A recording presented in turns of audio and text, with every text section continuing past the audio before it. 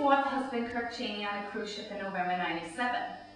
I was lounging by the pool in a gorgeous red bikini sipping a frozen margarita when I felt a pair of bloodshot eyes upon me.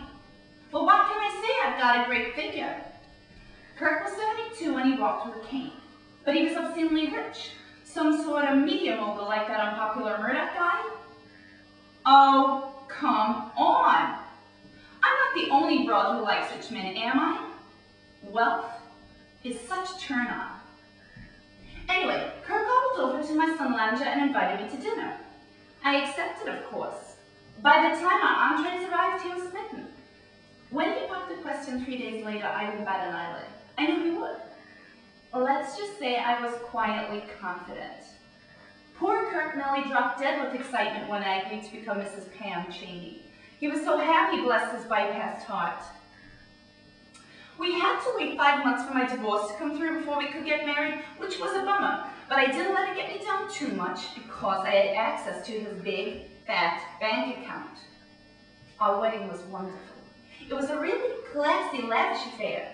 It was a fairy tale from start to finish, aside from the decrepit state of the bridegroom. My 2 daughters, Candy and Sherry, they were a bit put off with Kirk in the beginning with him being so much older and all, but eventually they all became real close, which was great for them, but not so hot for me as it turned out.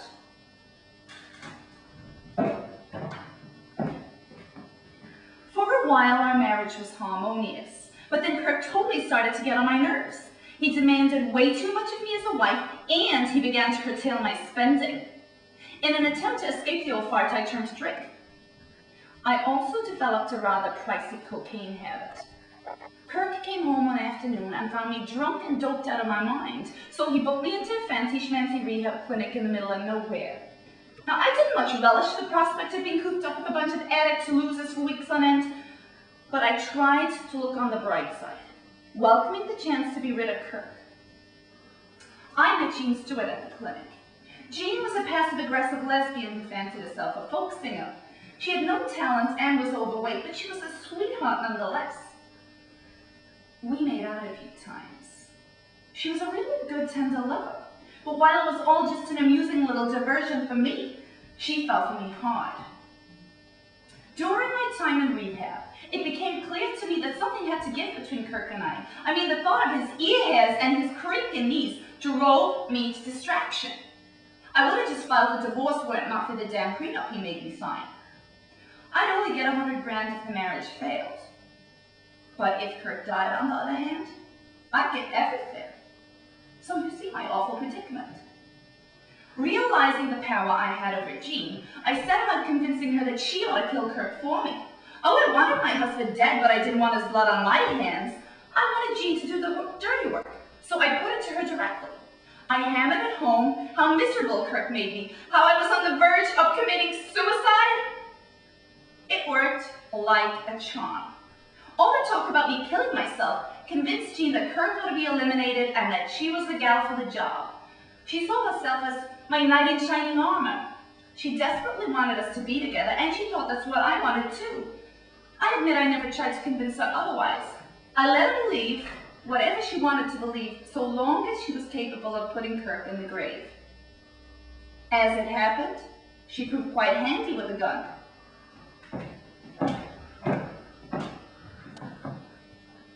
At 2:05 on the 4th of March, '99, Kirk was shot in the chest 3 times. I did a fine job of playing the grieving widow, but the darned NYPD didn't buy it. Oh, they knew I didn't pull the trigger myself. You see, I had 250 of the finest citizens of Manhattan as my alibi.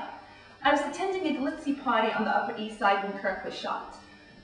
But the cops were determined to prove I knew who was responsible. As soon as Kirk was dead, I broke off all contact with Jean. I didn't think it was wise to hang out with her after what she'd done. Besides, her clinginess was real tough to stomach. She kept pestering me to be with her, but I told her it was too risky. When she heard I was engaged to my current husband, Terry Lampe, she flipped out, went to the cops, and confessed to everything.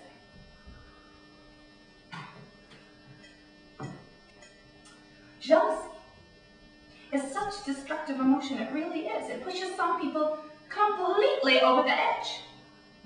The DA's office approached Jean to testify against me, offering a deal of 10 years instead of life. so she put me in the dark. She chose to look after number one. I'd have done the same thing in her shoes, I guess.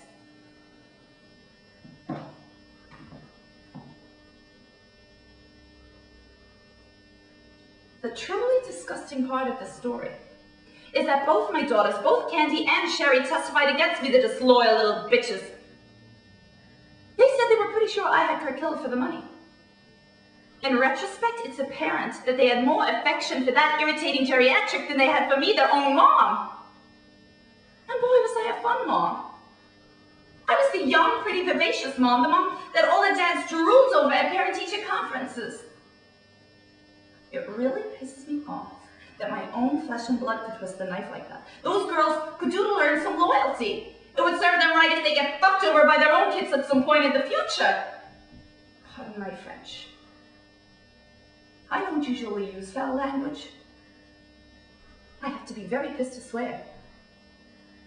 But when I think about my daughters testifying against me, oh, I get pissed all right. I see red.